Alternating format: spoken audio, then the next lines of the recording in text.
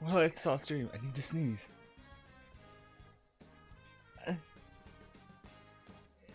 No, I'm blue balled again. I feel like sensation to want to sneeze, but it is not coming. And I keep debating about sticking my fan on or not. It doesn't really get caught on the mic, not caught up in the mic. I don't know how a fan get caught up on the mic. But it is also not that hot, because thankfully, the UK looks like it's out of that heat wave from last week. Which is funny, because today is, I believe, the start of summer. You know, rather than risk, I'm going to stick it on, because I can already feel myself sweating.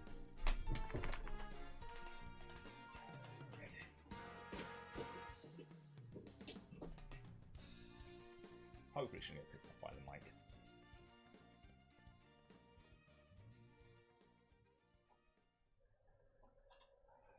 Let's see.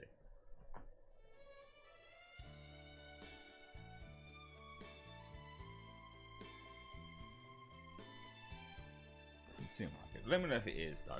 But today is Wednesday, and my brain went completely dead.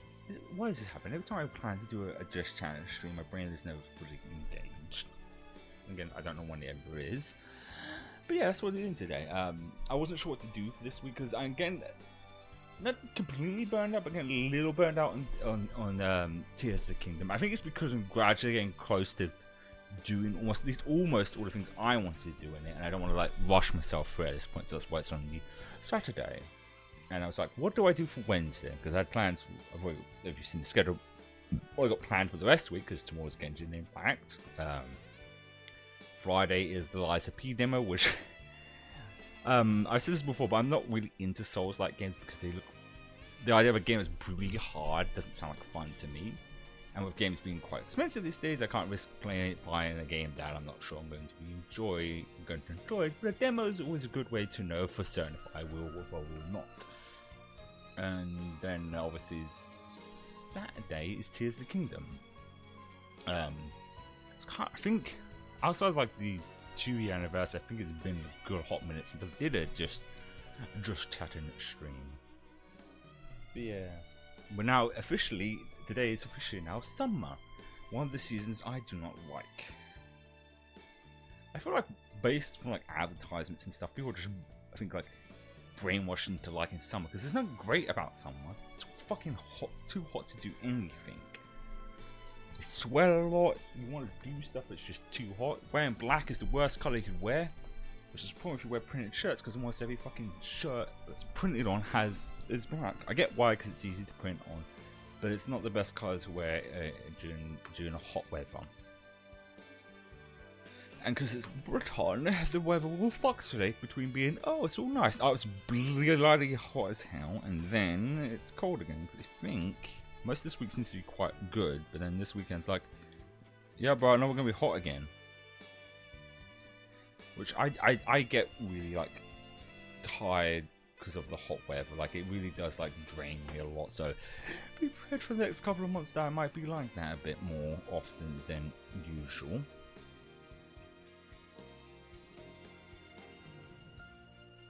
Someone that's getting picked up by the mic. But yeah.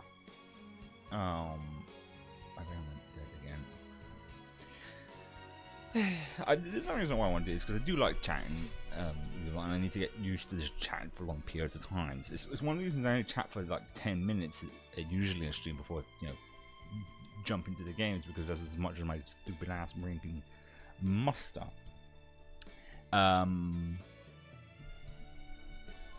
But this one we could talk about is that this today specifically, unfortunately I won't be reacting to it because it's the Nintendo Direct is around when I usually have to get ready for work, which is around 3 PM.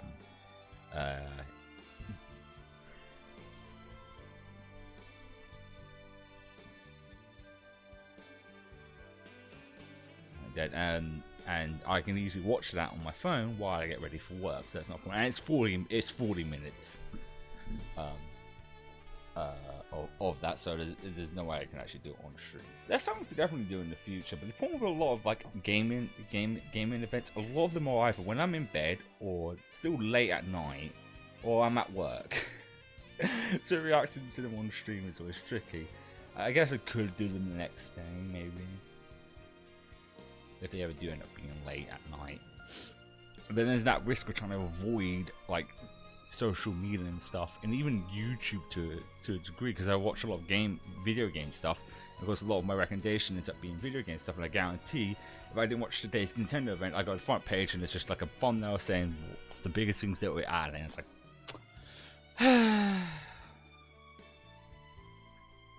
well, that's that.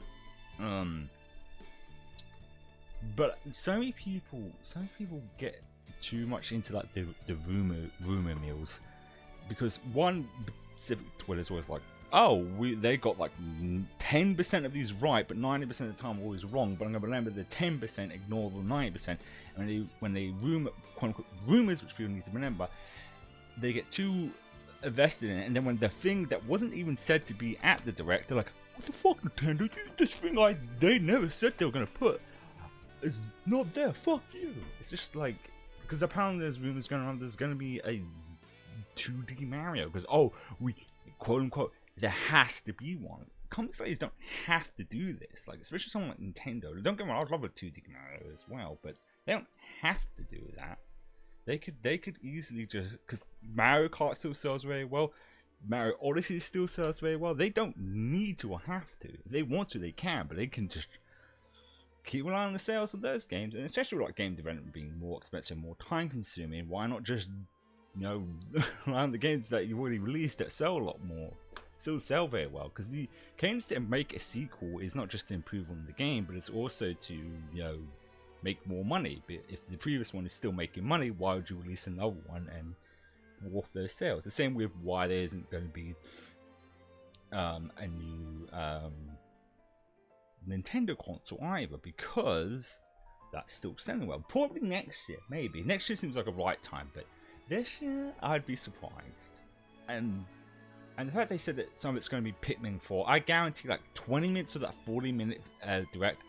Well, no, actually, the first 5 minutes is just going to be an introduction. Talking about blah blah blah blah blah blah. Hello, I'm the blah blah blah, and then the next 20 minutes of that is probably going to be Pikmin 3 deep dives and Pikmin 4 deep dives, and then the last 20, maybe 15 minutes of it is just going to be a bunch of games that we know about, and most of them are probably going to be Japanese games due to the time frame. I've been so I just had lunch. And then people are going to get mad. And most it's going to be just third party. I will be shocked if there's anything like majorly big shown. Incredibly shocked.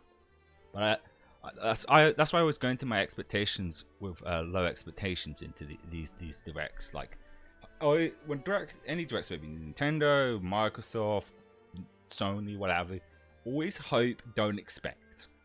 If you expect something, you get more disappointed. But if you hope for something, you're less disappointed. Expecting everything just to be made just because you want it doesn't mean it's going to be there. Like when Sony did their showcase, which was a month ago at this point, more than a month ago. I remember looking at the chat, and so many people would just type GTA 6, GTA 6. Rockstar's going to announce GTA 6 on their own terms because they know they can own the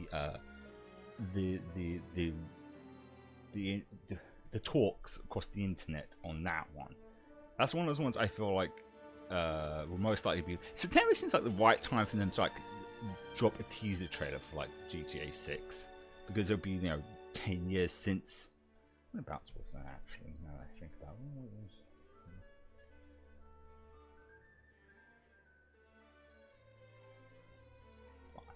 It came out,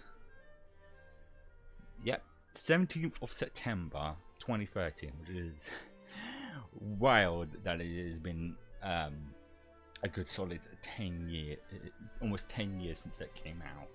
But it's just proof to how much long game development is and how expensive it is. Once again, GTA is another good example. Why I can see, even though I want a sequel, but I can see why they did that. Their GTA is like the biggest selling form of entertainment of all time, not just video games, but everything. And you want to try and go after that? That's a lot of pressure. Why? And people keep constantly buying it. So why the hell not just keep releasing? Because if people keep buying, they'll keep selling. I think didn't like Ubisoft infamously say that if people kept buying Assassin's Creed every year, they'll keep analyzing it every year. They've definitely pumped the brakes on that. Speaking of Ubisoft, because last week was the old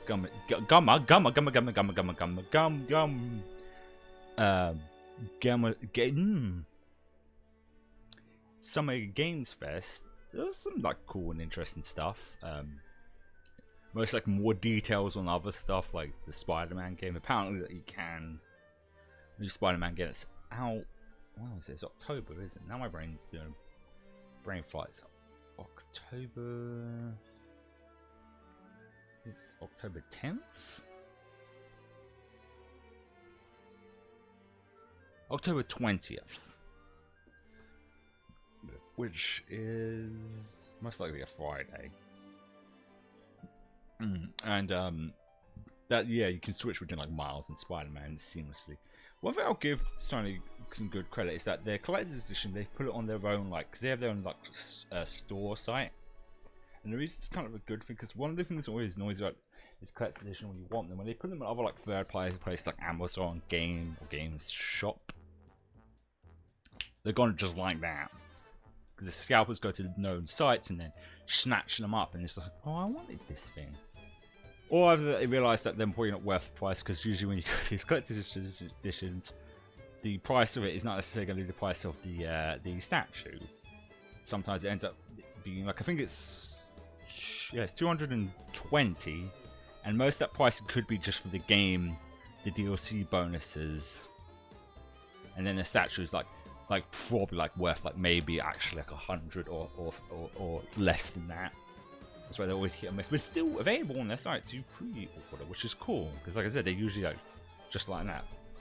And I imagine most scalpers don't know that, or they just don't feel like it's good. So well, we'll see how long that lasts. It's one of those ones I am kind of on the fence of getting it because, like I said, collector's edition statues in video games can vary in quality because there's a lot of good handful of them. Most of them are pretty good, pretty good quality. Yeah, and then also where Ubisoft came into my mind also is that they're doing their own Star Wars game called Star Wars Outlaws, which is more shooty first-person shooty Star Wars game, which is cool because we already had a Jedi like type Star Wars game with Fallen Order and Survivor. So why not have something that's more like a third-person shooter? But it's also Ubisoft, and it's open world. It's just like,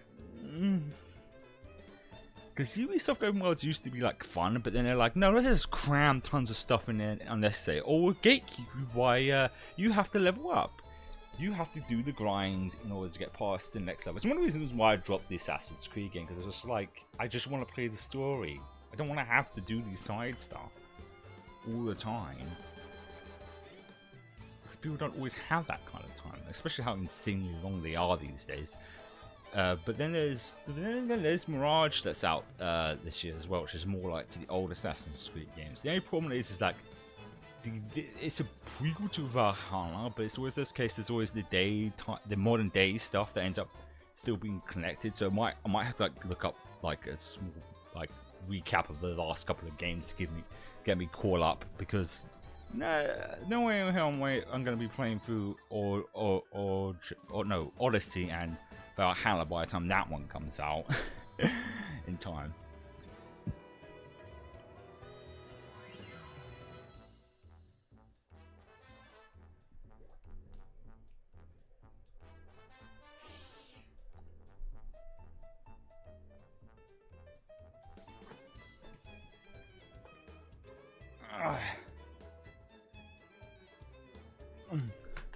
I mean, when it comes to Nintendo Direct, I don't know what I'm like actually hoping, because I mean, a lot of people like me want like them to finally like port Wind Waker and they said Skyward Sword is on the Switch, Twilight Princess to the Switch finally, so that people can play it if they want to play it.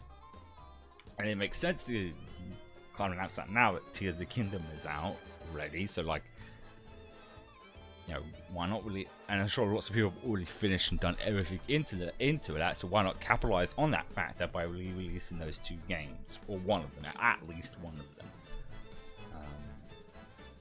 You know, on the subject of Zelda, I realized something, that Tears of the Kingdom is the first time in a long time that Ganondorf himself has actually appeared in a Zelda game. I think the last Zelda game where he actually did appear was Twilight Princess, like, as you know him as, because yes, technically Breath of the Wild had Calamity Ganon, but it wasn't really Ganon, it was like an essence or a metaphorical version of him.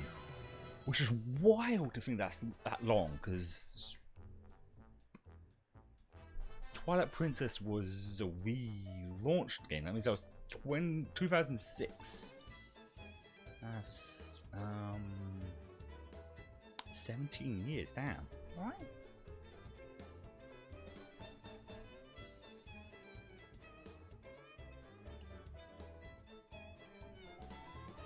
Yeah, 17 years since the last time Ganon's played in the mainline Zelda game. Unless I'm wrong, and some of the handheld ones in between that had Ganon. Because Wind Waker was originally a GameCube game, and that remake I don't think would really count because it was a remake. So, well, they're going to randomly change it and no Ganon. Because Skyward Sword had demise.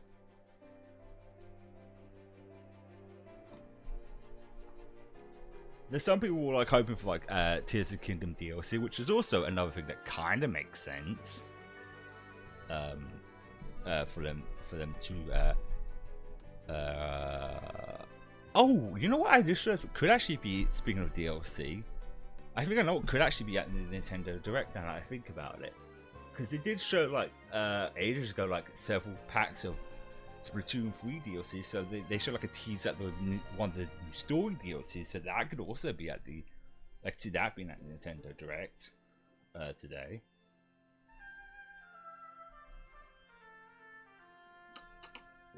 So really it's hard to try to think what else would be there. Because like I said, stuff like Mario and stuff like, even though people want it, I just don't see them doing it. Because like I said, they don't need to. Some people's arguing, oh well, the Super Mario movie is out. Yeah, they can just capitalize on the current Mario games they have. People will still buy that because people probably did watch that movie and went to their Switch and like, oh, there's Mario Odyssey. I'm going around to playing that. Yeah, I'll play that. Or Mario Kart or Mario Party games. They've got so many Mario games that I think in their eyes they don't need to release another Mario game.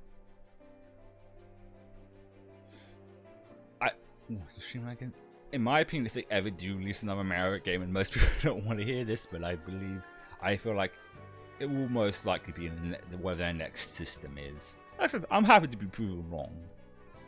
But this is Nintendo we're talking about. They still make dozens of monies on games they released years ago, and they don't need to make another sequel, a version of their games. Also, I think, imagine on also a DLC, I think also that Direct might just show more of the new DLC for Scarlet and Violet, which could be another thing. They showed the Direct.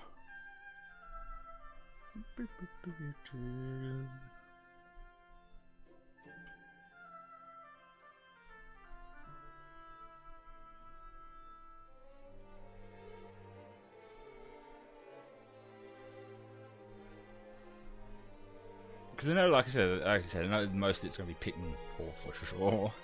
I've never actually played the Pikmin games now that I think about it. One of those many franchises that I've never really gone around to playing. Because I think that's supposed to be like later this year. Pikmin 4. Not sure about that. I'm almost certain that's like later this year or something, like November or October. Release.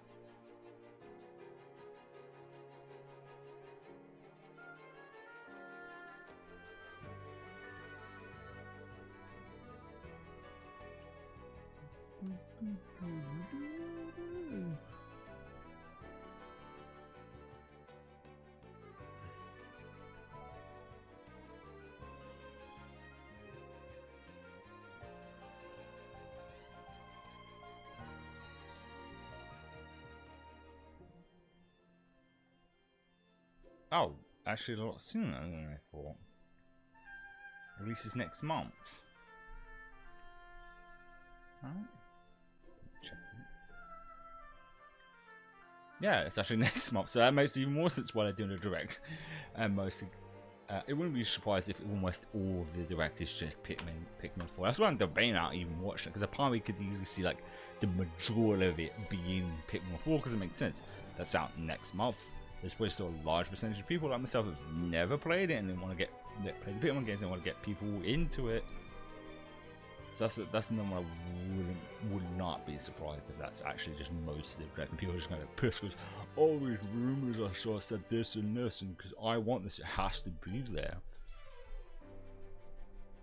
People need to get off their fucking high horse. It's just really kind of really just really annoys. I really should just turn off the chats and these things. It's just like you see sometimes an indie company who wouldn't necessarily get their game seen by the normal means is in these types of directs, and then you just see people going snooze, z, or skip, and just I think about this game, there's sort of indie game that was excited to be in one of the most popular companies' directs, and there's people being assholes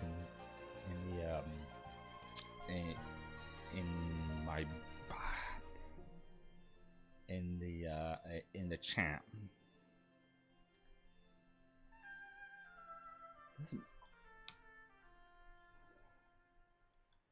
Yeah, I can my energy going already.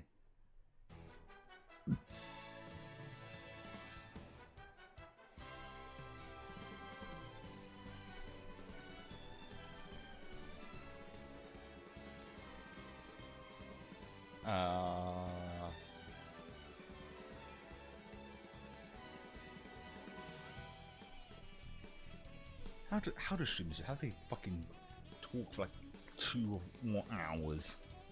My brain is gone.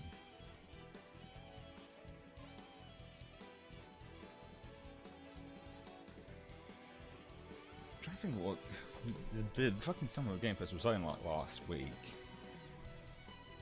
One thing I still think was kind of, when I think about it, the Square Enix showed like Final Fantasy 7, because like I said, with Tears of the Kingdom would be out, it makes sense that Nintendo been out for like more than a month now for them to like possibly announce ports of those other Zelda games, because it won't take the current game. But Square Enix is like, now we're going to do that in fucking reverse. We're going to show you more of the second part to Final Fantasy 7 remake, even though we've got another Final Fantasy coming out in like a couple of weeks. Because so many people are going to see that remake and go, man, I really want to play it.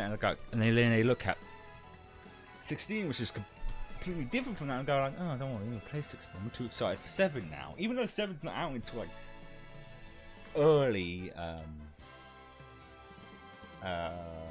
2024. Early being quotations. It most likely could be April. I wouldn't be surprised if it was January. It's not the first time they've released like a game in January. They released Kingdom Hearts 3 in January.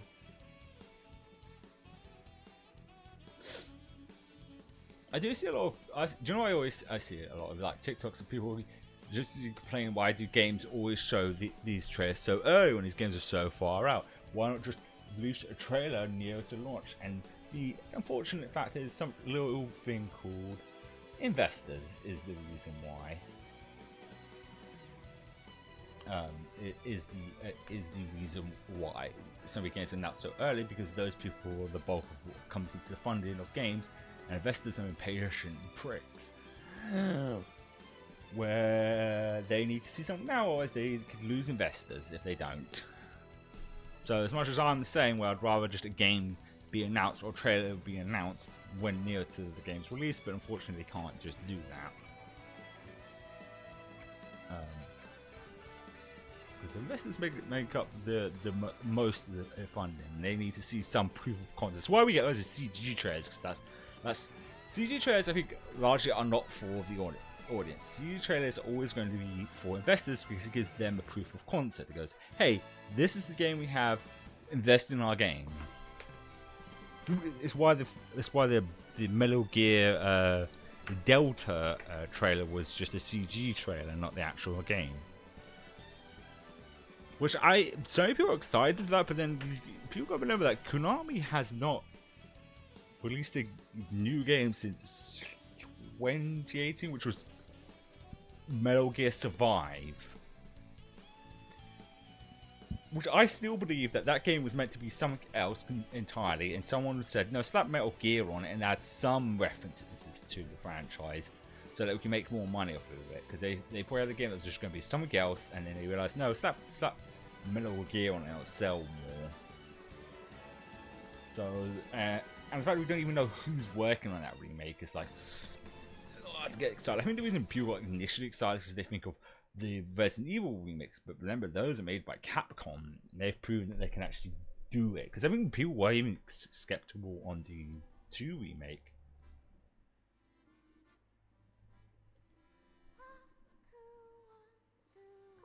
God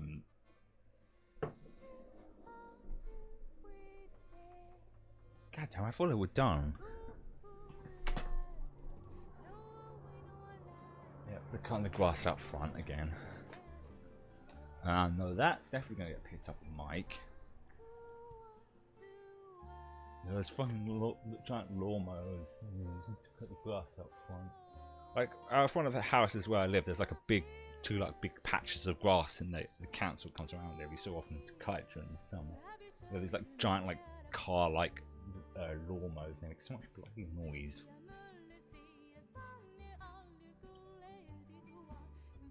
But I'm still wondering about the Resident Evil. No, we're gonna get the remakes right in my head. The Metal Gear Solid 3 or Metal Gear Solid Delta remake, if it is a remake. Because I wonder if they're going to do like a Final Fantasy VII remake approach, which if you played that, you know what I mean. Mostly with story stuff. I can see gameplay-wise being largely the same. And I know a lot of people would rather have it be exactly the same, but it's just so weird that it's called Delta and not just Metal Gear Solid 3 remake. And one of them re-releasing the original games, 1, 2, 3. It's August, aren't they? It makes you wonder why would they do that, because Capcom didn't re-release 2 and 3 when they remade those. 4 was already out by the time before 4's remake came out, because they re-released those ages ago to the current gen systems at the time.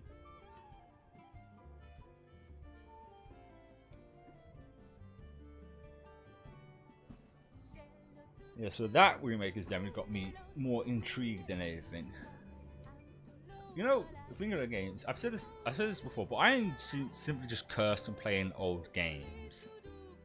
Since 2016, every time I try to play any old game that I've never played before, it either gets ported or remade, and I'm like,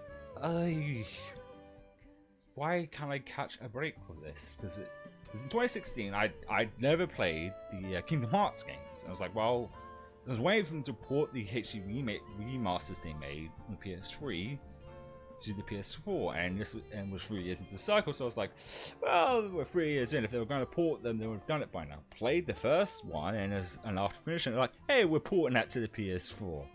I'm like, okay. But also in that same year, back to Resident Evil 1 remake, which was a port of the GameCube remake, was on PlayStation Plus. I was like, I played these games before.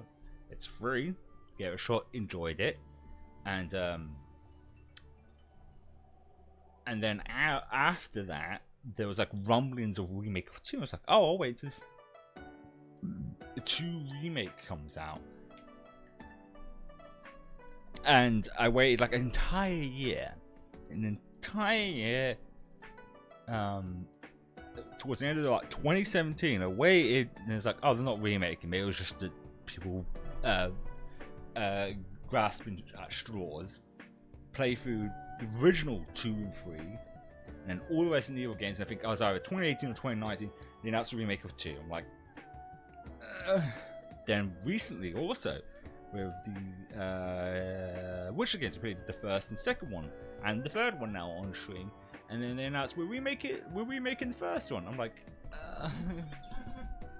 why do you do this to me? And then like fucking Ape Escape. We played the first Ape Escape on stream, and I played like a physical disc version of it because it wasn't available on the stores. And then after that, they're like, hey, we're doing this new PlayStation Plus thing where you have these different tiers, and the premium tier has loads of old games, but you can just straight up buy those old games if you don't have that tier. And they're not all that expensive, because I think Ape Escape 1 is like £4. Yeah, check that. What other games has this happened with me as well that got ported or remade? There's probably some others I'm forgetting off the top of my head. It's one of the reasons why I haven't continued Resistance, because we played like Resistance 1 when I started streaming on here, and I haven't touched Resistance 2 or 3 because I'm like, shut up, you stupid lawnmower.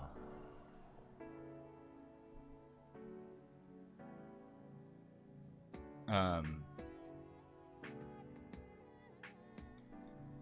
god, that broke my chain of thought.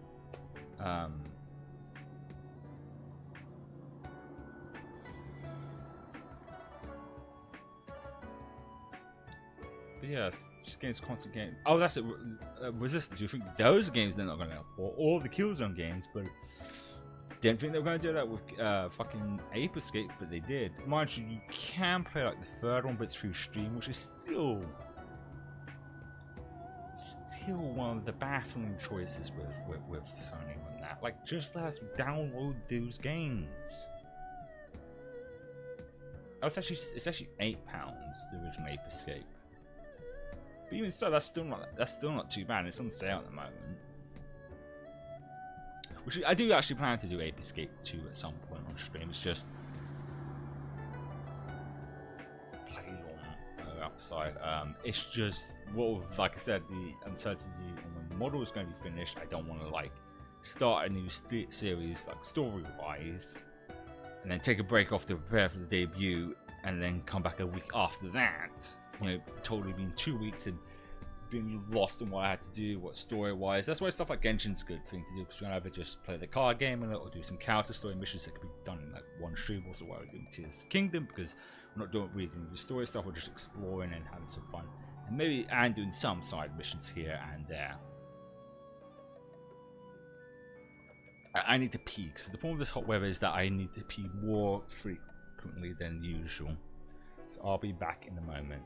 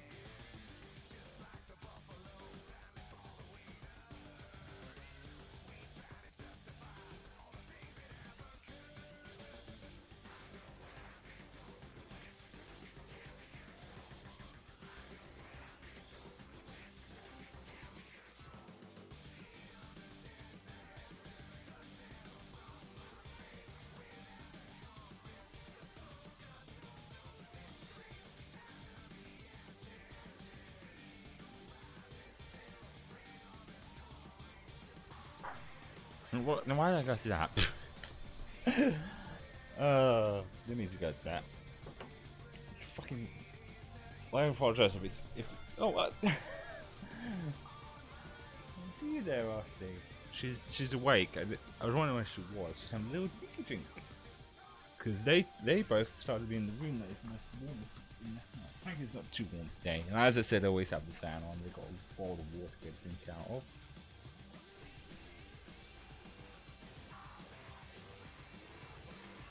So she does this thing where she likes to drink like right at the edge of the bowl. Don't you?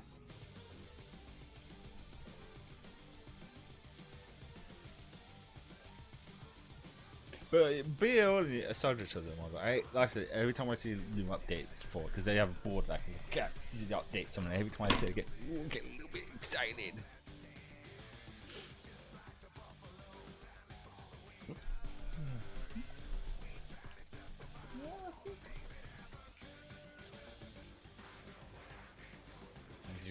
She's gonna near the window. She's gonna look at the guy doing the lawn outside. She actually is. She's actually watching him.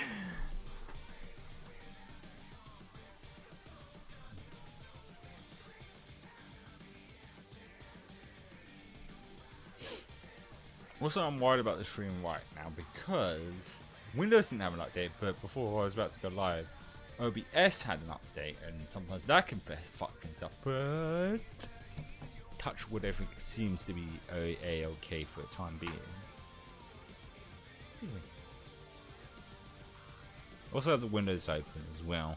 I can't fully open them because I worry about the cats, getting out the window, so I only have it on its latch.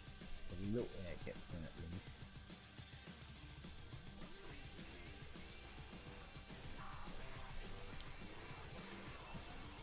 So you know, actually, weird thing that's been happening recently.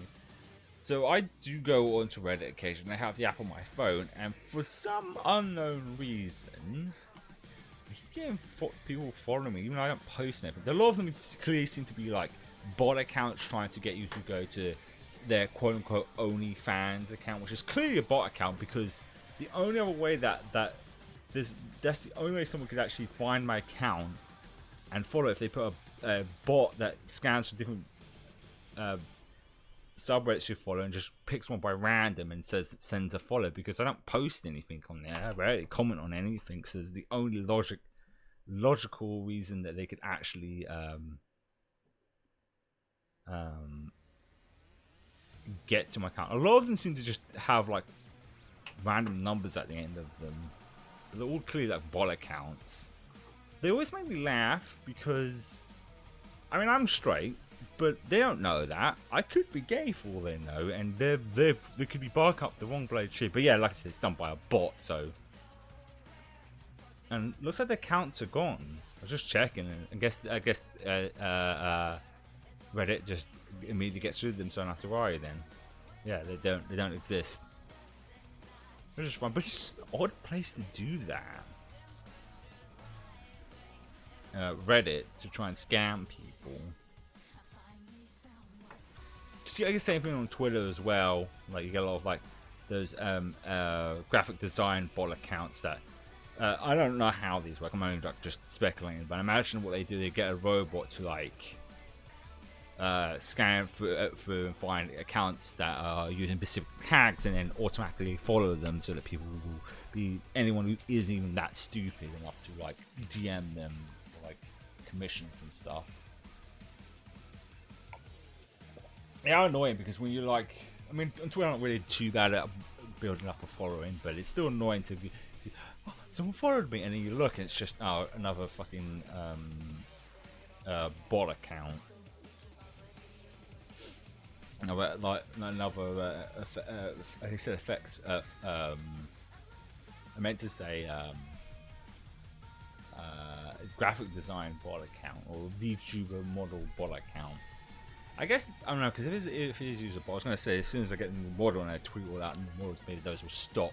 And I think also they probably put in a certain amount of followers that they will send them to, like if someone's under a certain threshold. Because then again, I wonder if any like big VTubers get like their Twitters or what have them, like graphic design bot accounts following them. The thing is, these must work.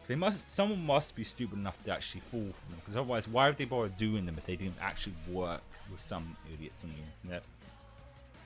I think the ones that get fooled by them are probably younger people who don't realize the bot accounts and really want, like, you know, to be quote unquote famous on the internet, and they'll grasp at anything to get them there.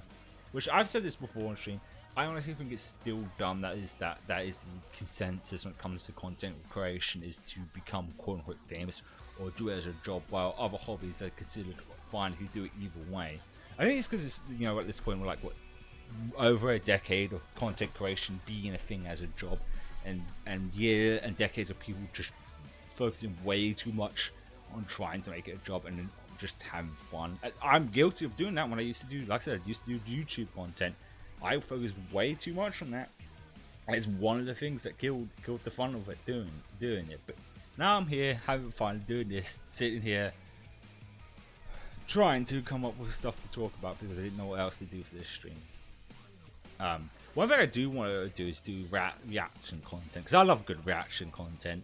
But I'd rather wait until the new model, because like I said, the new model is going to be using the iPhone tracking, and it'd be more like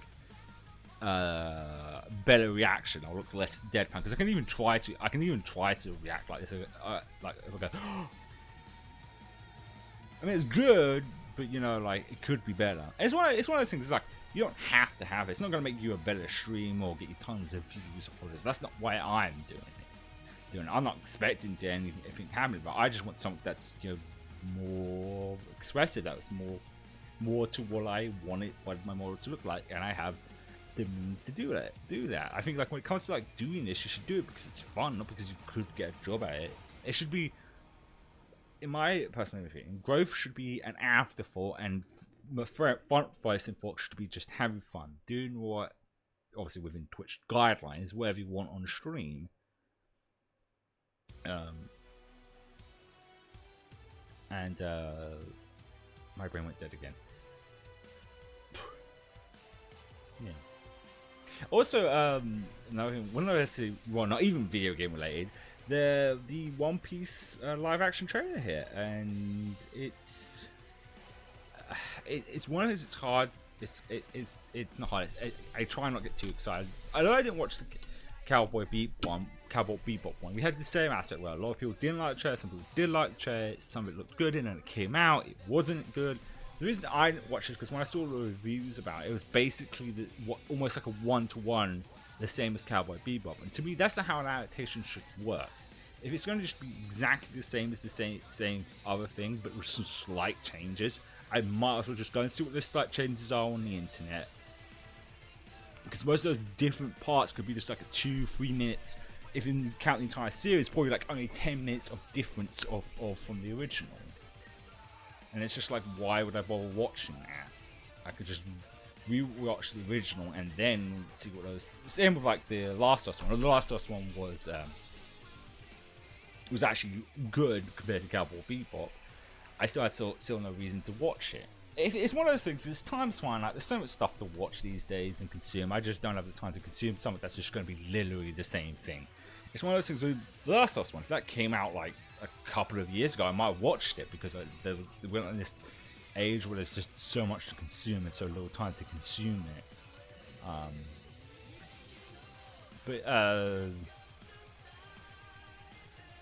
But there's parts of the trailer that look good, and then there's parts of it I'm just like, and it's the parts of some of the CG. Like, some of the CG is a little, like, especially at the end of the gum rocket thing. I feel like the people who are mad about the character, the voices in the live action. It's clearly One Piece does have a large fan base who tends to watch sub, because I watch a dub because I can't read and watch things at the same time, so I watch dub, so it doesn't feel that off to me.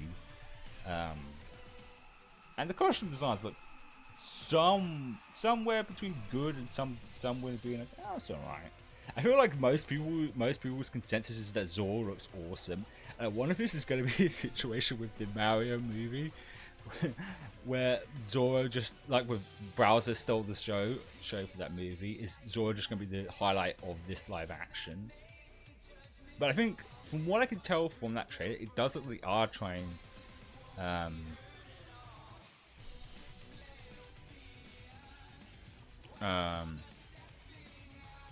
brain went completely dead on me.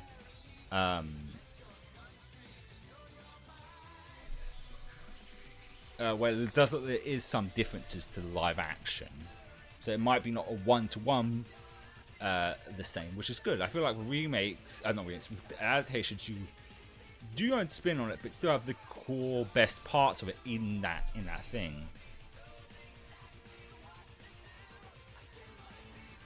I think is the key to doing a good adaptation. I think that's why most of these anime adaptations have been bad, because they've been too focused on trying to make it exactly like the original and too afraid to do some differences in it. I think a good example of doing something that's taking the idea of something to and spin on it would be the Infinity War. I don't really read most of the comics because there's too many of them and they constantly get rebooted, and it's just, once again, not a lot of time to spend all that time effort reading something to know that it will probably get rebooted again. But I have seen videos about it, and the original version, if I remember correctly, was the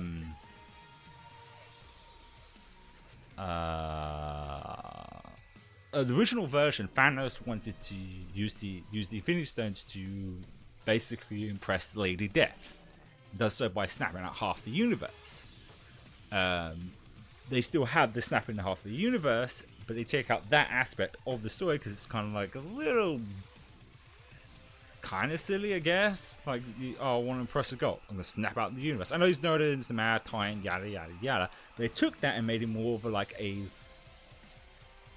kind of not sympathetic, but you can see from his point of view and why to do that, because he wants to snap out half the universe to add balance to the universe. So that's taking the story. But then again, I think with comic book movies, the reason they have more leeway in doing their own takes and stories is because comic book fans are used to there being different versions of stories, so it doesn't matter.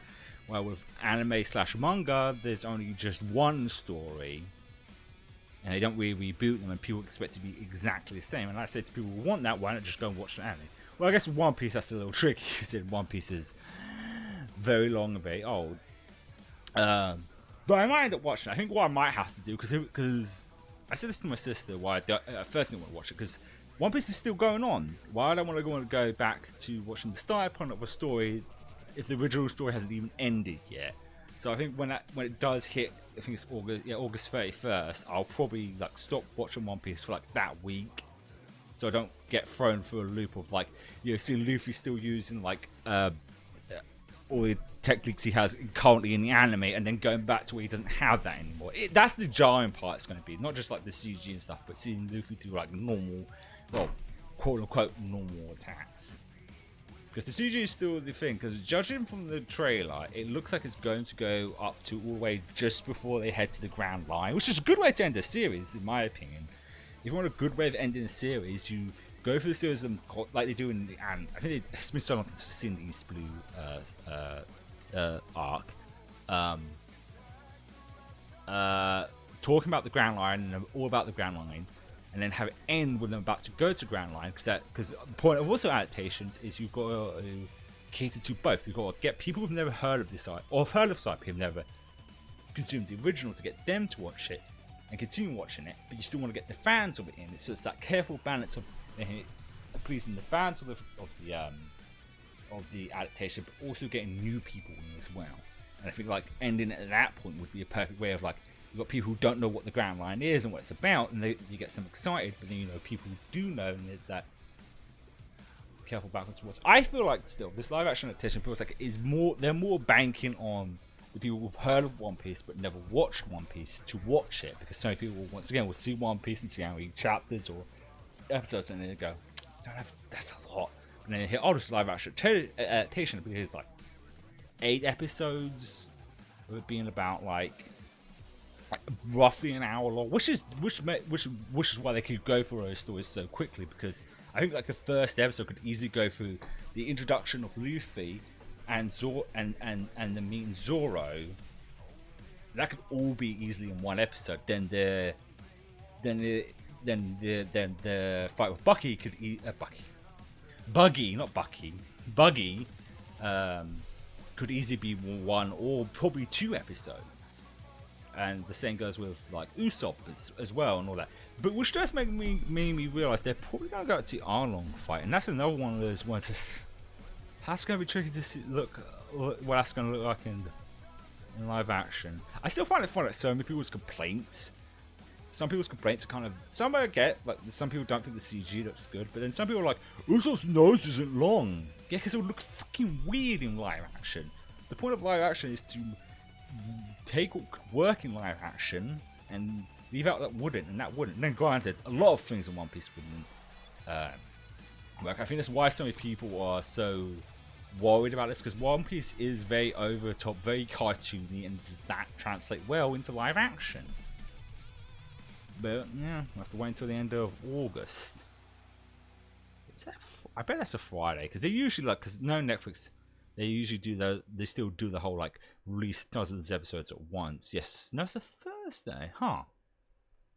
Which I still wish they'd stop doing that, because like they're being stubborn about it. They really should just go to once a week, because I think it works a lot better. Or do what sometimes Disney does with the Marvel shows. They have the first 2 episodes in the first week, then go week by week. I mean, Netflix is like, no, we've got ours on binge watching, so we're going to just release all these episodes at once. Although they would do better, especially hour-long episodes, especially something like One Piece, would do better by releasing week by week. Then jamming them all at once. Because it can ruin the talk about this. Is not necessarily Netflix did, but Steven Universe ended up doing that quite a lot, where they released like 12 episodes all at once, and it could affect certain story points. I want to think if anyone's not watched Steven Universe yet, but there was the point where, because these shows don't have musical numbers, and there's one character people wanted to see do a musical number for a while, which was Lapis.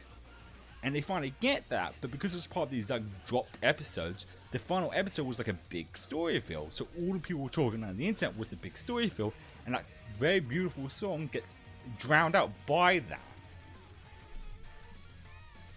That's why I think One Piece would work so much better. They just the live action release it once a week, because then you could have that build up of each episode. Sometimes people have enough time to talk about the first episode, and then lead into the next episode. But I know what Netflix is like.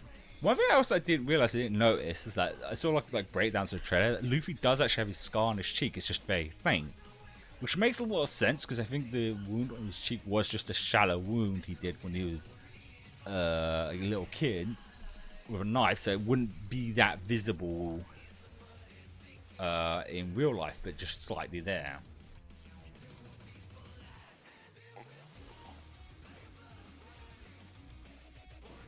But yeah, it'd be interesting to see, because I feel like this is speculation. You can't really judge something from a trailer until the thing comes out. I think it's gonna be like Cowboy Bebop, because Cowboy Bebop, from what I saw, was very mixed. There was like, some people did like it, some people didn't like it, and it could be the same with this. I think the hardcore fans are just gonna hate it for the sake of hating it, and I think the people not as big fans are gonna like it somewhat, and the people who aren't fans are gonna probably really enjoy it. Because also like the set and stuff like looks really cool, but does give me parts of Caribbean vibes, which is probably deliberate, because they know that people might not know what One Piece is, which is surprising if anyone doesn't know what One Piece is. It's probably going to like, oh, this is a Pirates of the Caribbean, I'm going to watch this.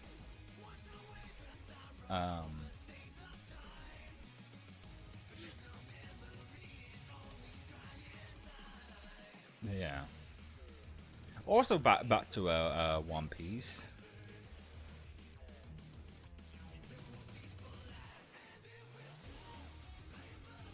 I'm surprised how quickly dub is actually like catching up now, because if people don't know, back in well, actually, for some reason, One Piece, the Funimation now dubs it, thankfully.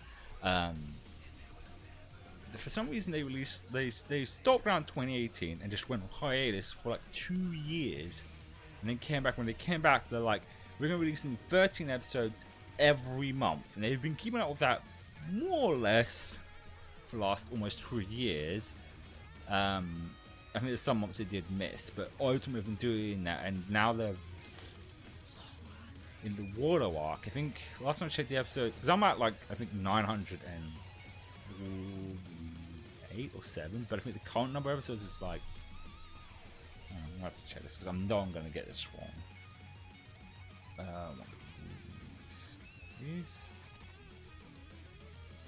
Current number of dubs is 976, and I think the sub is like over 1,000 already.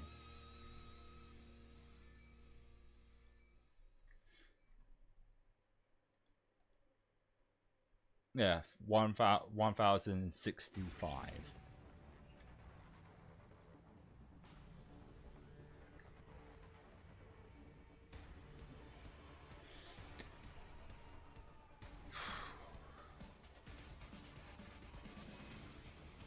I'm looking at Twitter and I keep seeing, every so often I keep seeing Nintendo Direct pop up on trending on off because so many people are like just like speculating overly wild.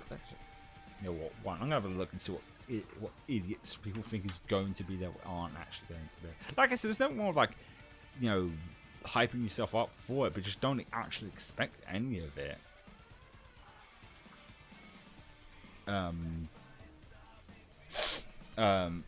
Don't expect, just hope for it to be any less disappointing.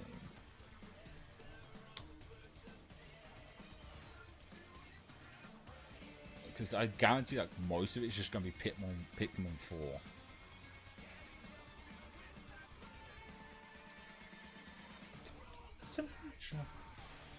Yeah, no, most people just about Pikmin 4.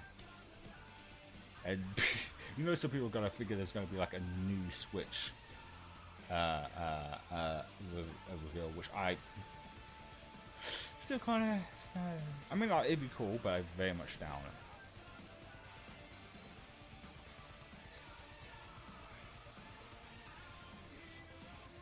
I wonder, like, it'd be really weird, but I wonder if they would announce a new Ring Fit. Because the Ring Fit's quite old at this point. It's like 3, 4 years old, so it wouldn't be unheard of. Because it was like that with Wii Sports. Well, it was Wii Sports. No, that was on the Wii U, Wii Sports Resort. I was thinking of. I never ended up playing that.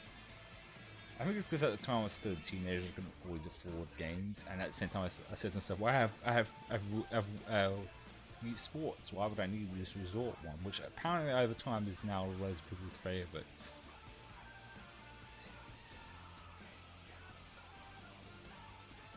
Mostly just. Oh, do you know another thing I just remember could be shown out there? They did announce it, but they could show some of it, which is Everybody 1-2 Switch, which is their sequel to 1-2 Switch, which is a party game. I don't have any friends, so I'm not getting that. Could be a thing.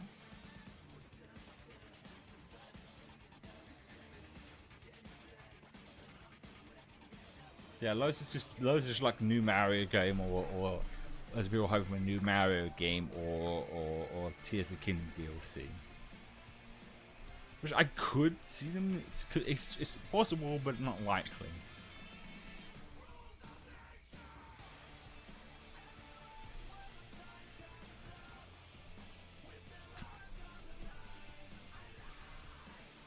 It's because people hype themselves up too much, which is really shouldn't in this day of age of releases, because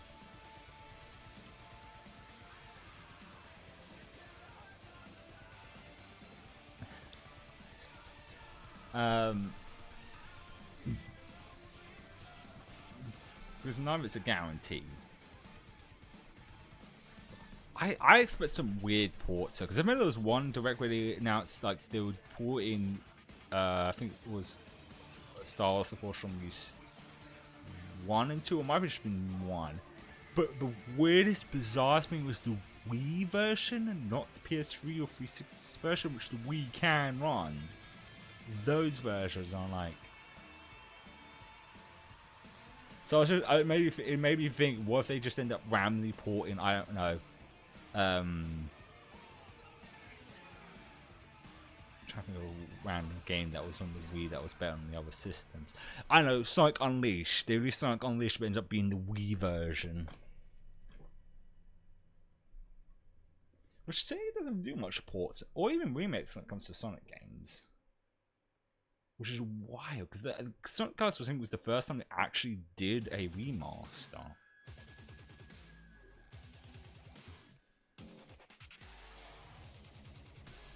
When you find if it was Metal Gear, because with the music's playing, I'm going to find it was Metal Gear Solid Rise on the Switch. It's like the other consoles are getting 1, 2, and 3. We're getting Rising.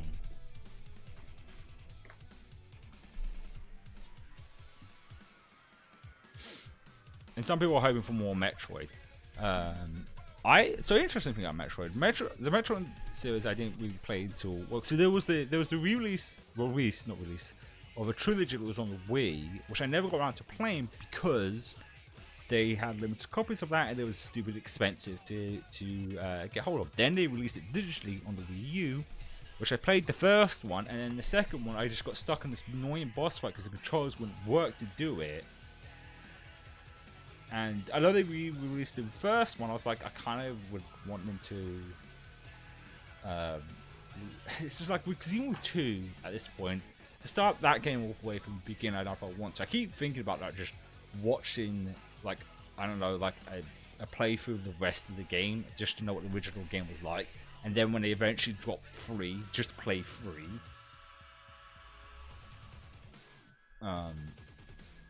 And then get into 4, because they are fun games. They are fun games. It's just like there was one boss fight in 2 that just got infuriating to deal with. I'm just like, yeah, no, I'm done. I'm done. I'm not continuing this. And I didn't want to just skip to 3.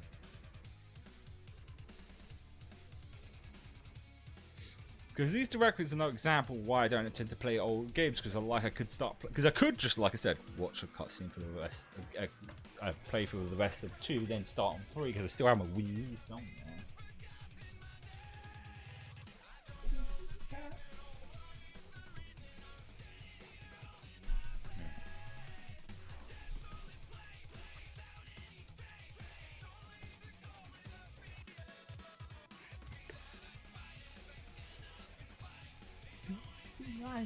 And of course, one people want ports of is Super Mario RPG, which probably may never happen because that was them working with Square Enix since up the Square. I think Square Enix, even though it's a Nintendo game, I think owns the rights or distribution rights for that, so it's up to the Square Enix if they want to re-release that.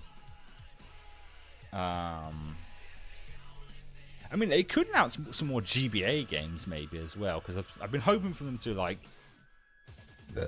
oh excuse me, release Pokemon Ruby or Sapphire. I know lots of people like Emerald, but I don't know. I like Ruby and Sapphire much more. I think there is people like Emerald because of the Battle Frontier, which was a cool added thing. Don't get me wrong, but I don't know something about the original because Ruby and Sapphire were the first Pokemon games I ever played. And if they do, we might play this on stream. If they do, considering like, I think it was actually last year when they announced it, so we could be due for that because last year was also announced the 64, and they just recently released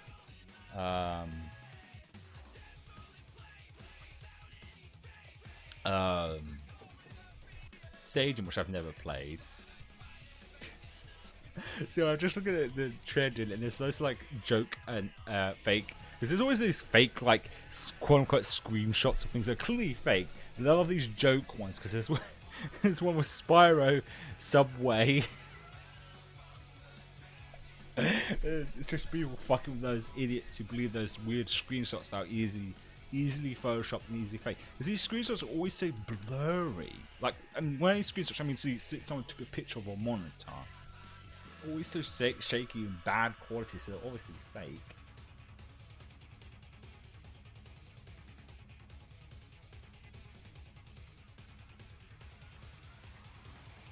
I feel sorry for the Americans because the event is like going to be at 7 in the morning.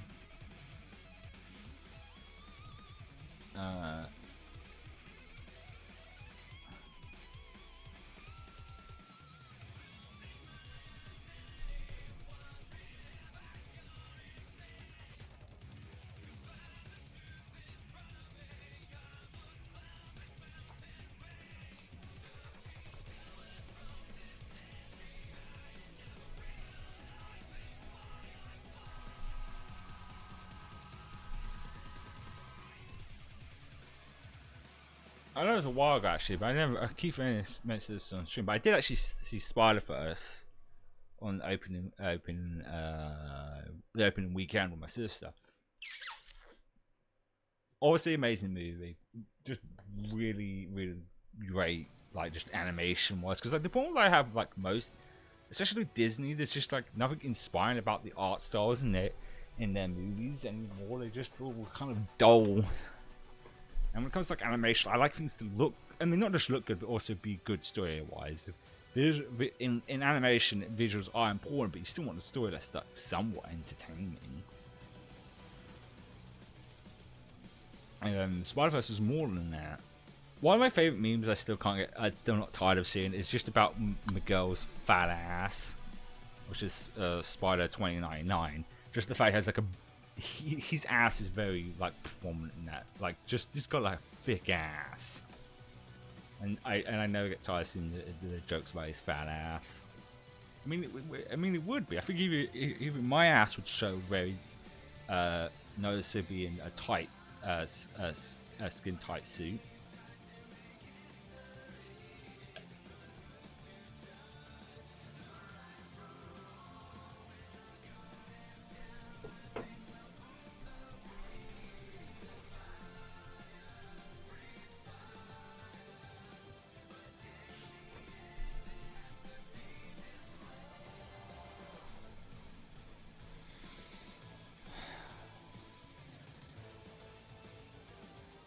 It's happened again. I said this earlier, I keep getting people following me who are clearly bought accounts. Some of them seem to have like the same names again. I don't know why it's, like I said, on Reddit I'm not too bothered, but it's just really weird place to try and scam people. I don't know. If you're going to do it, you choose a place where people, I guess they just assume that everyone, I wonder how, I wonder how essentially people when it comes to Reddit actually comment or post stuff versus people just look at stuff. Yeah, it's usual, just OnlyFans and trying to be like flirtatious in their bio, and it's just like not many people are going to click on these either way to see who it is. But I just like seeing it for the fun and shits and giggles. The problem I always with these bot accounts is that this could be someone's actual profile, the profile picture, and the person in the background might not actually be them. It's just a different picture. I mean, they take someone else's account, a profile, and there's actually a watermark on this one. There's actually like a visible like watermark on the profile picture, which is just fucking. But unfortunately, like I said, they do this because there is a percentage of people who are fooled by this, and I think those percentages are either kids who don't know better, or elderly people who don't know any better. That's what they're preying on.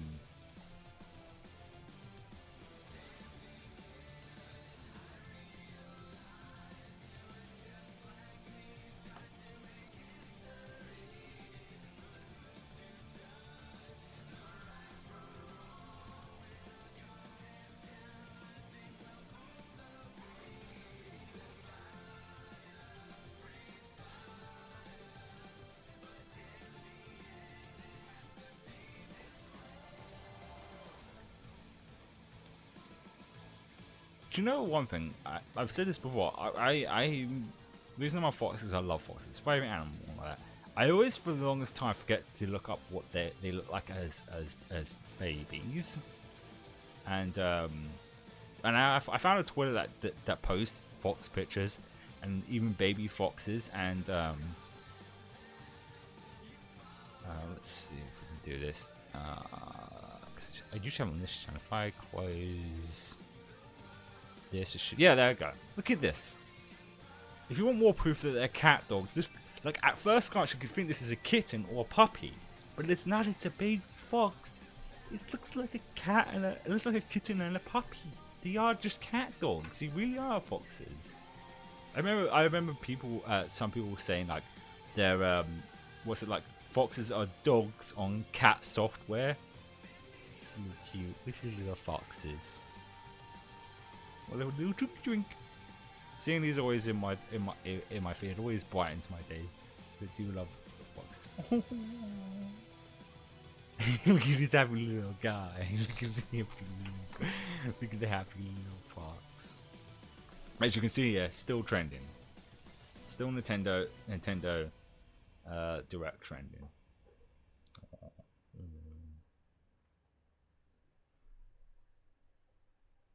But that's that for now.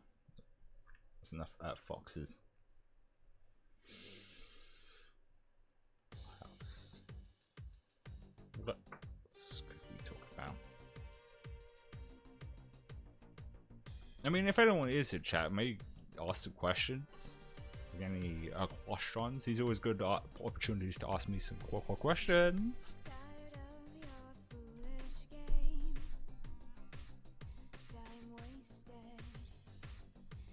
I guess back to the Nintendo. Another thing I realized I could see being announced is games that were on PC being on coming to Switch or on other consoles, because that's what most of like the Sony one was. Some of them were games that were already on PC but are now coming to consoles.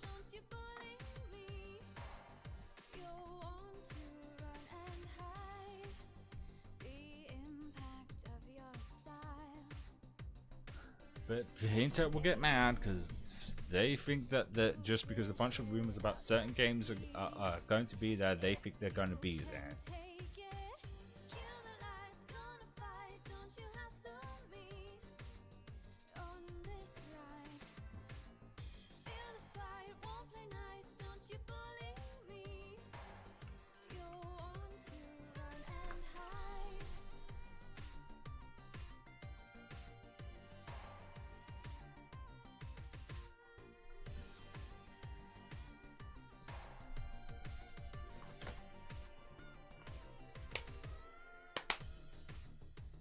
I just realized something I haven't checked,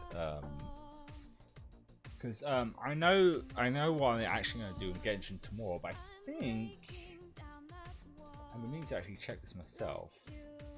I haven't. I'm switching to PS5 now. I haven't checked to see if there's actually an story event wise happening yet. And it just clicked on my brain. And I'm doing it now because I know my brain. I will forget later. I'll do that thing. Then I'll forget. It happens with like VTubers. Like I'll find out them on Twitter because someone I follow will retweet them. And it's like, oh, or they did a collab with them. I'll follow them on Twitter, but then I'll completely forget to follow them on Twitch as well. Which is really, actually back to the other thing I was just thinking about games. And games now I'm glad I didn't touch, because I have the Persona games. I've not played 3. I played 4 and 5, but I've not played 3. And it got ported recently, and then recently it got announced that that they're remaking it. So that's not one I'm glad I didn't touch. Let's get a remake. I get why we get a lot of these remakes. At the end of the day, I said before, game development is very expensive. It's very risky to take chance on newer IPs and new games. So why not remake a beloved game and polish it up a little bit?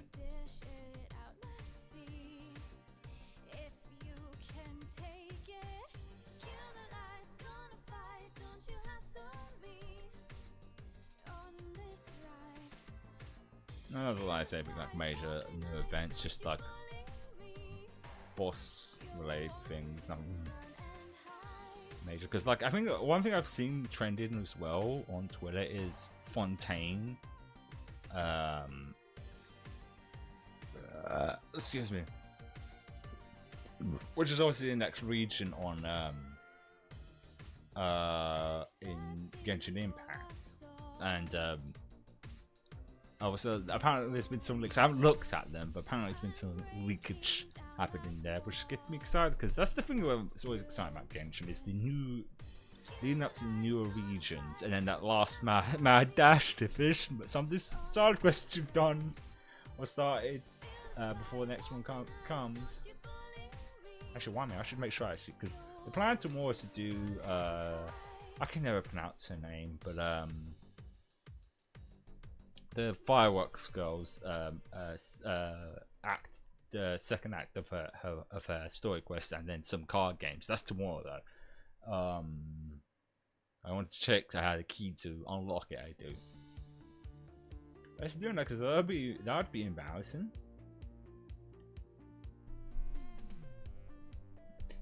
Because usually around this time it is usually a summer event. I swear there's at least a trailer related with her for a summer event.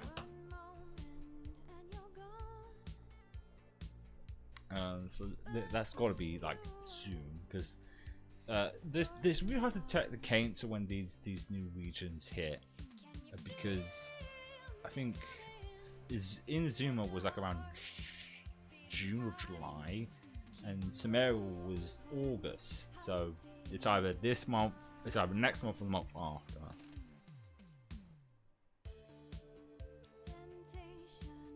Which with that in mind, I probably try to start to be new games leading it into that.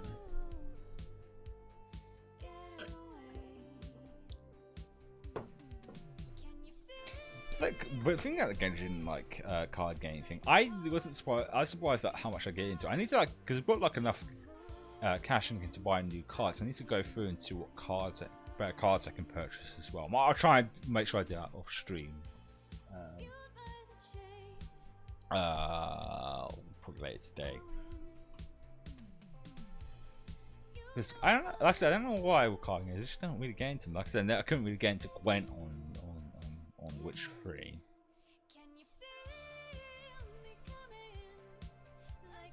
I think it's because I think Gwent was like added later, I think.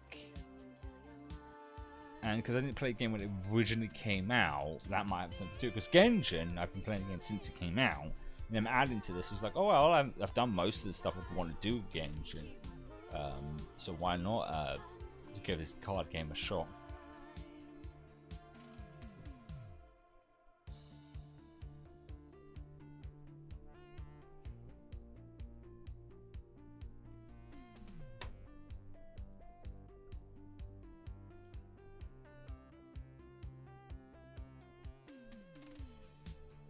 It's probably why I won't play Honkai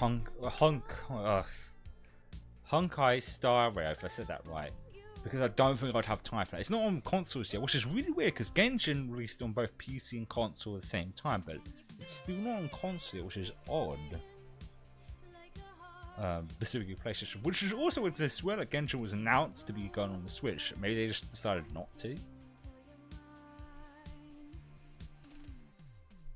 Maybe because they knew Tears of the Kingdom would be eventually out, and they're like, yeah, what's not? Even though the games are played completely different, and the people who got pissed off around when that game was announced were fucking overreacting. I said it before, like, playing Tears of the Kingdom and playing Genshin, they feel like completely different games. They have some similarities, but they're almost completely different games. Visually, feel-wise, gameplay-wise, they feel like completely different games.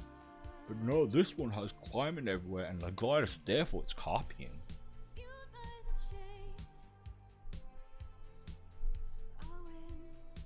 No, it was more like they took inspiration, not straight up copy. It's more of things trying to know Sega is? Sorry, my brain. Ah, nothing major, just about they've done like a new statue with first 4 figures, which are another good like high, if you want good high-end like figures. Usually when it's something, it's usually like it's an anniversary for a Sega game or something. I forget there's supposed to be like some story stuff for Sonic Frontiers out this late year. It's probably not going to be anything major. We'll probably still end up doing it on stream. Play for it. Play for it. There's still want to come and want to see them try and remake one of the old games, because the next Sonic game is obviously going to be Sonic Star, whatever the fuck it's called, which is the new like 2.5D Sonic game, which looks actually pretty good too.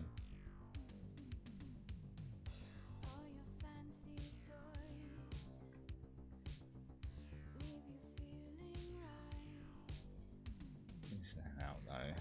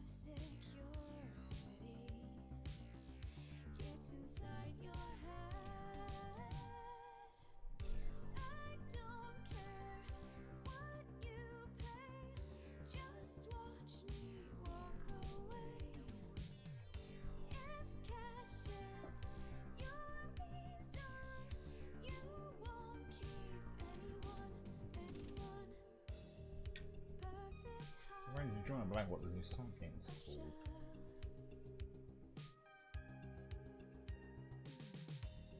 Yeah, whatever.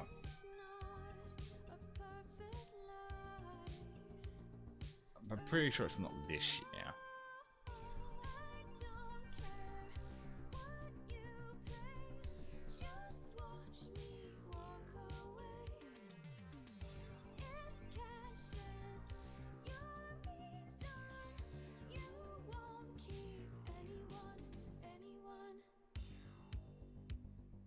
Oh, Superstars, that's what it's called. There we go, found it. There's actually no date release, yeah. Which means it's probably next year then. Yeah, it's probably next year. Or it could be like this November. We have the November Sonic game. I still like hope for them to remake like Sonic Adventure 1 and 2. I honestly I'd like to do the Dead Space approach, which Dead Space did was they put the exact same game in modern graphics, but they fixed the parts of the games that had issues, that being the Zero G and the thing with the gun torrent things, and that could be a good thing to do. Sonic, mind you, with Sonic Adventure 1 and 2, the issues that those games had was playing as the other characters. When I was a kid, I really enjoyed them, but when I played them as an adult, you notice the flaws in the other playing as the other characters. In Sonic, especially in Sonic Adventure 1 with like Big the Cat's fishing.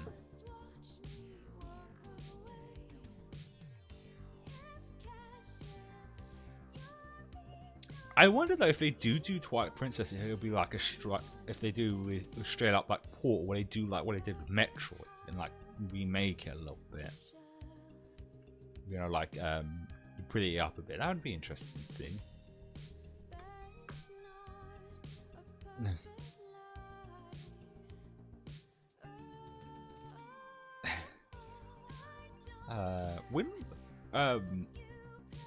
When we make it bigger one, I thought like maybe I know they remade Ocarina of Time, but it could be good to like do it again, and make it even better. It's one of them. If they do Twilight Princess, I don't know if I'll play it because at this point, like if this came out like last year, it'd be a different subject. But like, because I haven't touched like Breath of the Wild since it came out, but after playing Tears of the Kingdom, to go back to like, even though Twilight Princess was the first Zelda game I played, to go back to something like that after playing Tears of the Kingdom would be very weird. Why the music? I thought the music stopped for a second. Yeah. Thankfully, it seems like I'm putting up more because I said like this last year. When it came to video, at least me personally came to video game releases. The start of the year had barely anything I'd want to play. I barely played anything new. Then towards the end of the year, there was tons of games, and this year seems to be the same because there's nothing new I want to play this month. There's nothing new I want to play next month. There's nothing I want to play in August. I am intrigued by Armored Core 6, but I've never played those games, and I know they're not Souls-like. But it's one of those ones I'd rather wait until they like maybe at least release a demo of it, if they do. Because I know why not all game companies don't do it, because it's expensive to take a slice of that game and put a demo out of it. It takes a lot of time and resources. It's not as easy to just like cut out a piece of the game and then bam, you got yourself a demo. And so, depending on how it goes with Vice P demo on Friday, because with that in mind, I'll probably say the same on Friday, but I'll say it here now. If I'm not enjoying it, I'm not going to continue playing. If I'm not having fun and I'm just getting more and more annoyed, I'm not going to continue it. Because Souls-like games might not be until September or October that I'd probably want to play a new game, which would be Spider-Man 2. Which I'm still debating if I do want to do it on stream, because that will be a long game. Depending on what ends up being out in November might change that. Oh, hello. But I'm excited for the Spider-Man 2. because the whole symbiote powers are pretty cool, to say the least. And switching between the different Spider-Mans is going to be interesting. That's going to be jarring. Like, you know, like I mean, sure, like in the open world, I believe they did say that you can do it seamlessly, but there'll be like specific missions, specific stuff for Miles and Peter. But I wonder how much percentage of people are just going to play until the symbiotes obviously took him from Peter. Are going to play just as him, roaming around in the open world, and then it could, I could see that hatch out. I could see people like roaming around the open world as the symbiote Spider, and then once it's taken away from, because it's going to happen, obviously, they will start darting between the two, between Peter and Miles. The symbiote thing, I'm not the only one who said this is giving like prototype vibes, the game prototype, which I do have on the PlayStation, because it was on sale recently. Both of them were like £5 recently. I think it was a couple of months ago. There could be something to play on stream at some point, the prototype games, because I've not played those pretty much since when they both came out. Like the first one was 2009, which I was 18 when that came out. I'm now 32, and then the second one was 2012, which I always felt like that was deliberately released in 2012 because they didn't want to be alongside Infamous, because both of those games count the same rough year, and people kept comparing between the two. I played both of them; both were really good games.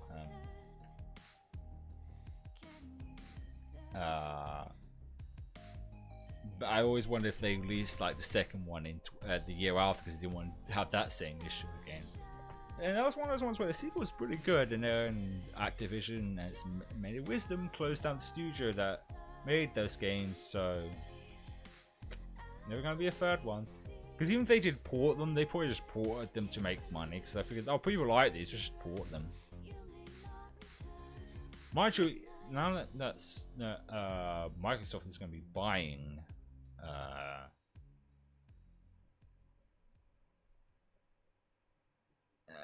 I guess a brand one buying well, they've bought, but the deal hasn't fully gone through Activision. If they ever did do a prototype 3 or even a remake or reboot, that would most likely only be on Xbox, or on PC, so that's not too bad. That's at least the one thing. Someone who doesn't actually own an Xbox system, at least they'll also be on PC.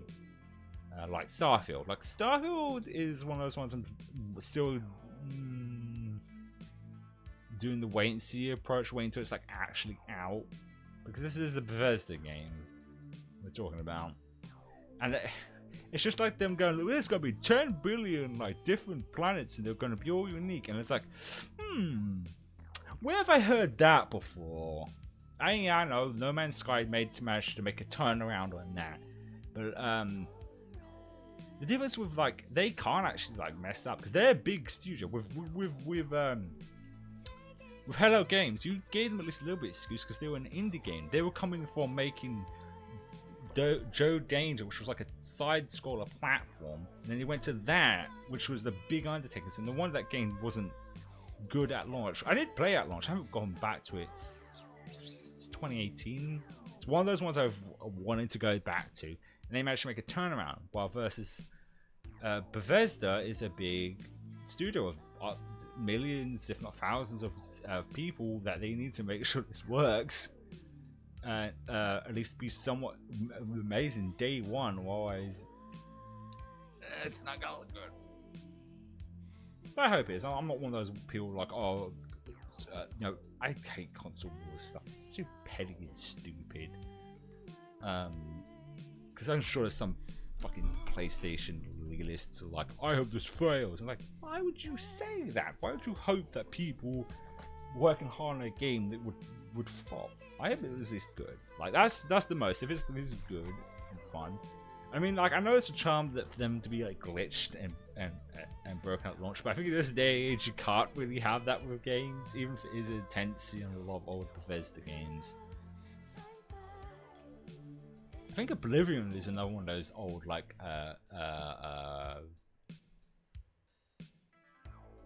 Bethesda games I've never played. Because like I think like many people, their first introduction to the Elder Scrolls was Skyrim. On the PS3 I played it. Frankly, well after launch, because if I remember correctly, that was like really bad at launch for the PS3 specifically. But then they eventually fixed that.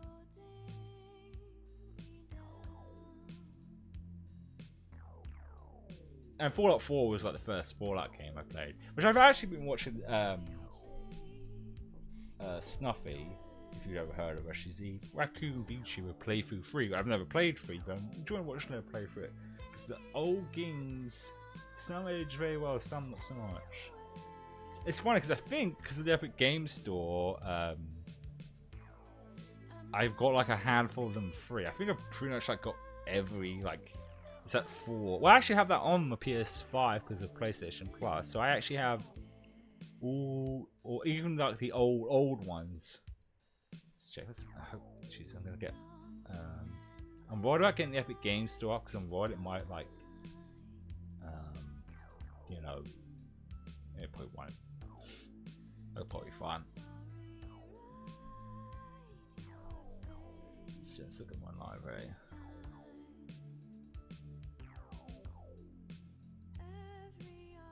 Yeah, I got New Vegas, which is the Game of the Year edition. Fallout 1, Fallout 2, Fallout 3. A good old Epic Games Store free game things. It's the only reason why people have the Epic Games Store. Let's be honest here.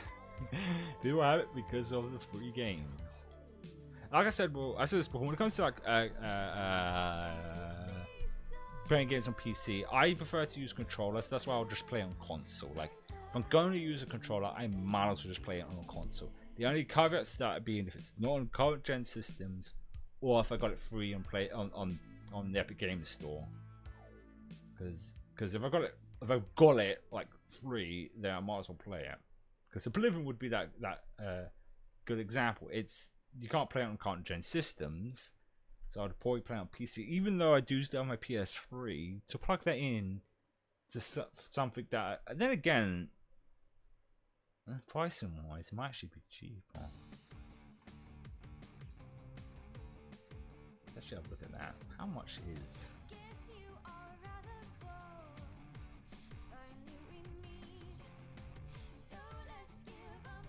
Let's have a little look at luck.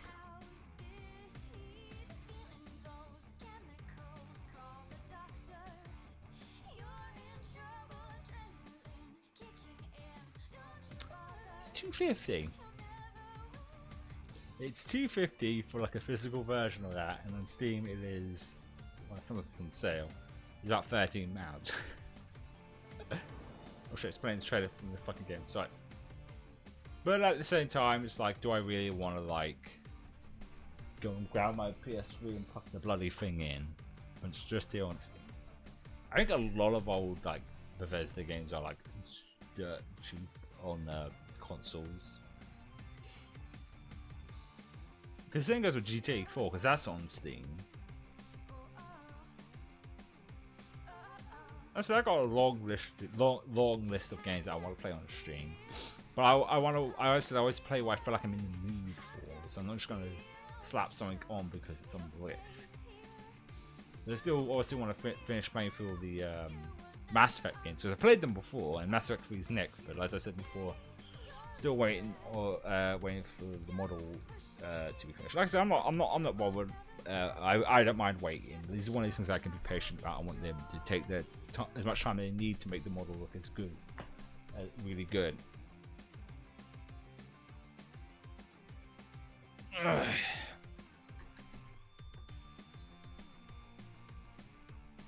Do you know what's weird, actually, recently speaking, which usually with like these direct things or event things, I tend to just watch them myself. I rarely watch other streamers react to them, but recently that's kind of changed because it's not free once again. She's one of the ones I watch the most, only because out of like most of the American VTubers that I follow, they're one of the few that's actually live when I'm awake.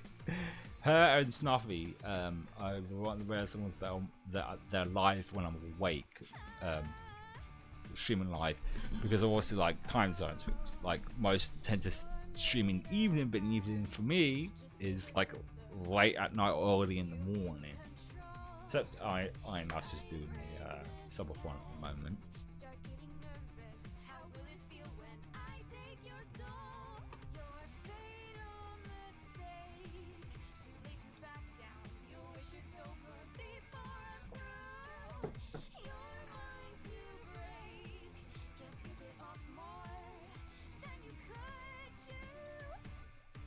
One thing I'm glad I realized it's not also just a me thing. Back to it. When she was streaming Bethesda, she was noticing that on OBS the game looked like it was Fallout that it was lagging on OBS, and I thought that was just a me problem, but because that does happen sometimes, and I know it doesn't on stream because I got that up here as well, so I can keep an eye on it. But I thought I was just because my computer is really good, but like streamers like her, VTubers like her, have like extremely expensive ones.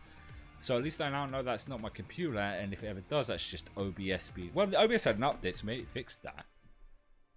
So I just updated it before going live, and everything's fine so far. So maybe it did fix some of those issues, because that's what I said. When it comes to the stream lagging, it's either a recent update from Windows or OBS, one or the other, because I have a really good computer and I have really good internet. I still regret upgrading to Windows 11. I really should have asked my sister, because she's quite an expert on computers. I gotta stop fiddling with these fucking nail clippers in my hand.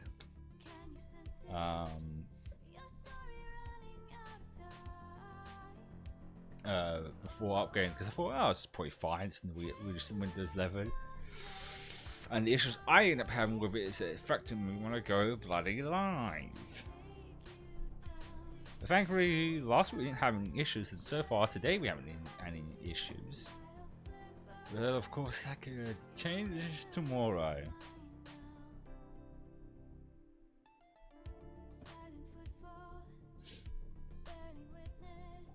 I said this before, but I'll say again, I am really excited about the model because coming up really good, well made. Even though I do like this model, 3D model is going to want me to really, because the one thing I always see a lot of fun with a lot of streams, I think mostly with Centrea, because she does a lot of 3D model, is doing full body tracking. Like I said, there is some like free softwares out there, like a more recent one, what's its name again? I'm really bad at names. RX Animation. Which it works with the webcam, and I did test it with this model, but it was like glitching really badly. But that was like kind of the old version, so there might be an update version that works better, and it could be a lighting issue, because I did have a ring light because I used to do YouTube content. If you want the full story of that, I did that. I talked a lot on it on the 2-year anniversary issue, which is on the archive channel, which is linked in the about page, because I archive all the streams, because obviously my streams only here for a week, and back to what I said, I couldn't find it. I couldn't remember where I placed the ring light, and I found it. So like it, when I do get the new model, that's no reason why it might take a week to prepare for, because I might want to try out that software with the new model and see how well the full body tracking works. Because a part of me feels like could be my mod, this current model is affecting it, or it could have just been not particularly good lighting. Because things that use webcams do have to deal with good light. But that's why I still feel like the iPhone tracking thing is, or the whatever its actual name is really good, because you don't have, you can have like not particularly good lighting, it still tracks your face really well.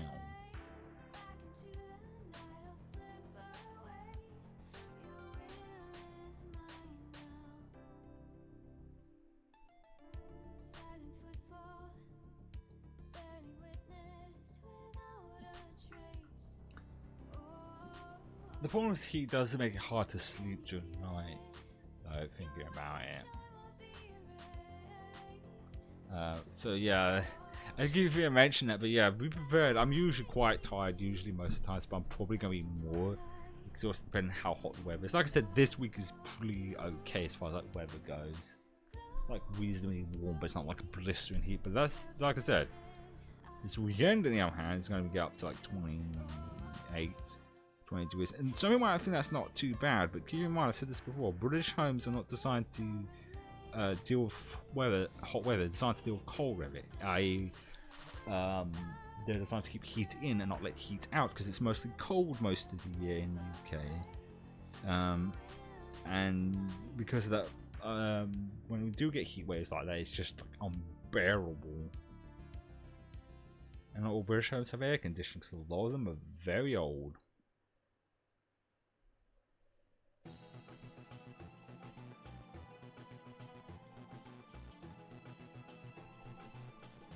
One thing I need to try, because like I said, the point is not just I'm tired, I'm easily distracted. I need to stay off TikTok, is what I need to do. I need to stop going on TikTok and looking at TikTok clips and try and get stuff there, because I want to like improve the Discord a little bit more, add some like new channels, because there's some good bots that can help out the channels a lot more and get into that. But also at the same time I'm tired, and it's hard to focus on a tutorial video when you're tired.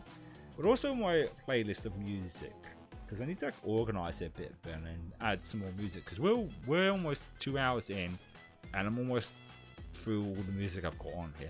I have video game music because that's mostly what I listen to, and it's the music I also guaranteed to not get a copyright strike on.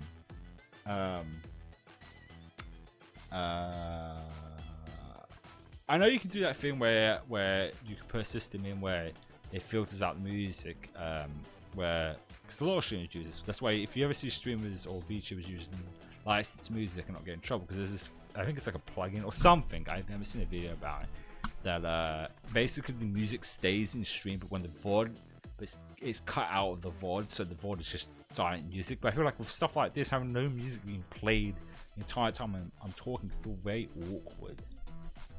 And like I said, it's really weird. In the last like decade, I found myself listening to like licensed music less and less and less, and I don't know why. I think it's just time. Like I said, time things get more and more consuming, and most new albums by any artist are like 40 minutes to an hour, and it's like I don't really have time for that. And then on top of that, I listen to a lot of podcasts, so I can't listen to the album while I do other stuff. And video game music is just much shorter, and I think Cherry picked the best songs from them, and then put them to stream. Because I've played so many games, I've got so many favorites, so it's trying to go through my head and think what out of those games would be a good stream music. I mean, I guess why most streamers tend to manage to talk for so long is because they also like chat, asking questions and stuff.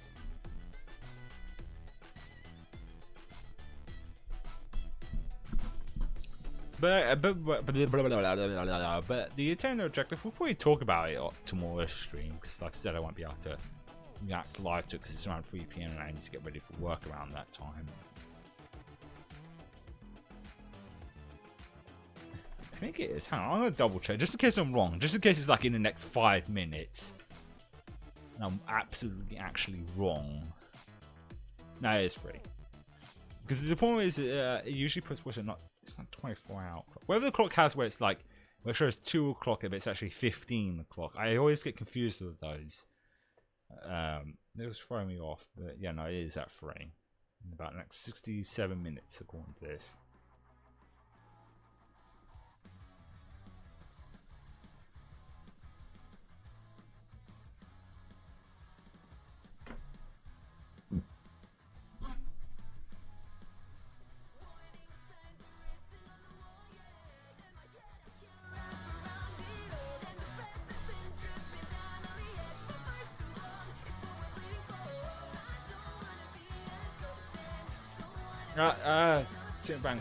Sorry, this is such a good song. This is from Bayonetta 3. It's Viola's battle song. It's just so fucking butt rock. It's awesome. I keep forgetting to add some of the songs from Sonic Frontiers, because that had some good music as well. But like I said, I want to organise it so it's not just one song from one game going constant, because it'd be good to like mix them up, have different music, which is just trying to like have the energy to do that and figure out which songs work after the next one.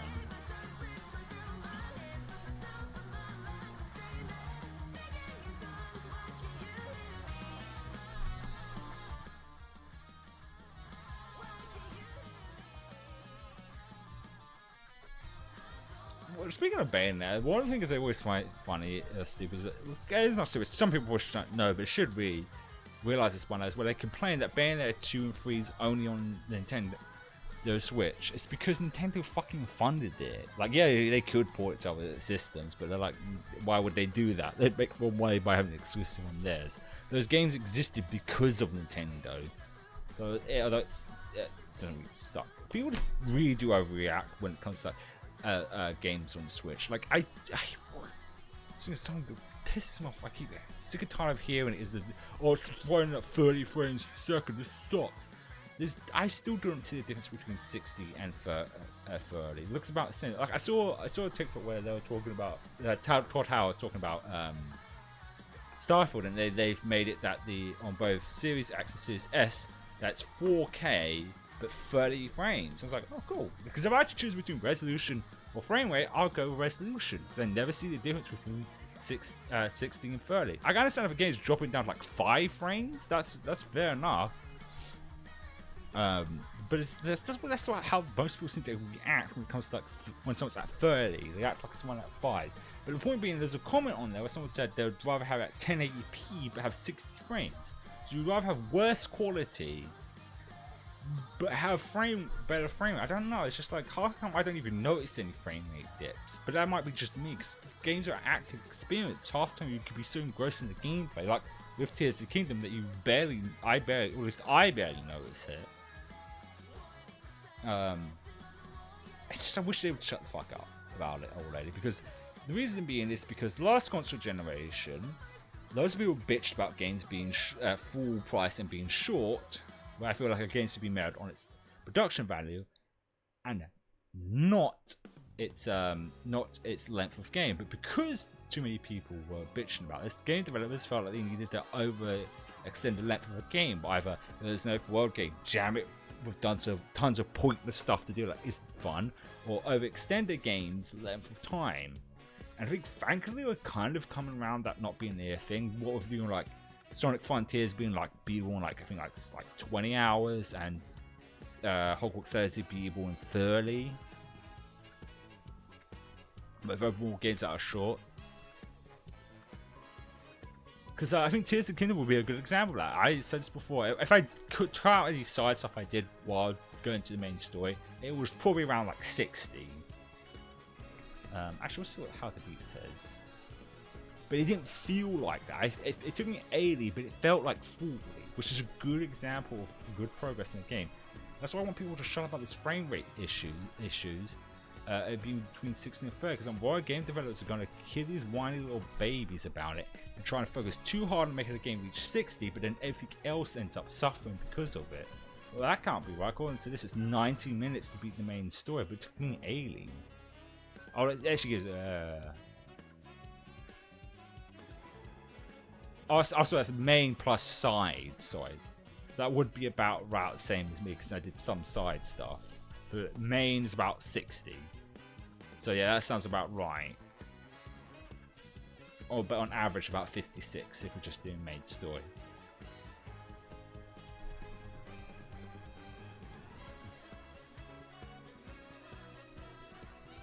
But yeah, I really hope the developers don't force games to be like 60.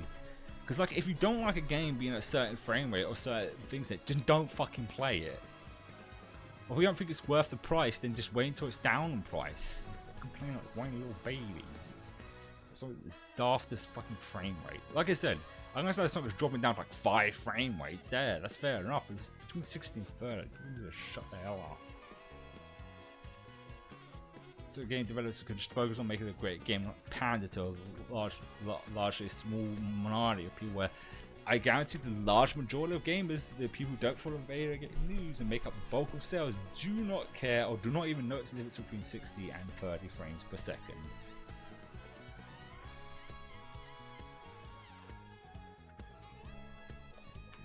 But yeah, that's basically it. I can't really think of anything else to talk about, but we can get better at these like just chatting streams. It's almost like 2 hours in. But yeah. So we'll be this is for a while. It's gonna be Genshin Impact. We're gonna do Fire Girls. I can never say her name. I'm not going to try to say her name. Act 2 of her story mission and some more card game stuff in that. It's going to be tomorrow, so appreciate everyone who stopped by. Hope you have a good rest of your day, and I'll see you tomorrow.